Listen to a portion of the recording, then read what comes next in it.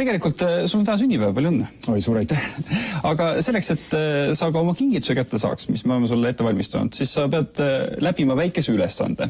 Ja me nüüd vaatame, kui hästi sa seal kaugel Aasias elades oled hakanud erinevate riikide kuulsustel vahet tegema.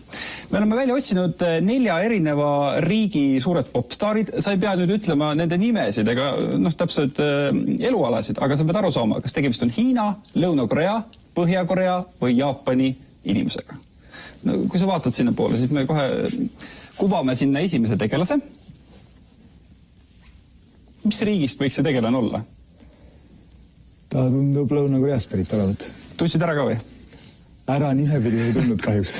No igatahes sul on üks punkt käes, see oli siis J-Hope, BTS-i bändi üks liikmeid. BTS on vist Koreas ikkagi tuntud. Väga populaarne, aga nad on isegi rohkem populaarsed väljaspool Koread. Ma olen kuulnud, et seal kohalikud K-pop staari on, K-pop muusikud on nagu veel. Kas sa oled ka nüüd K-popi fänn?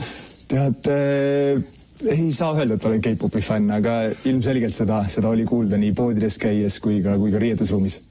No läheme edasi, sul on üks punkt käes. Järgmine pilt, vaata, mis riigist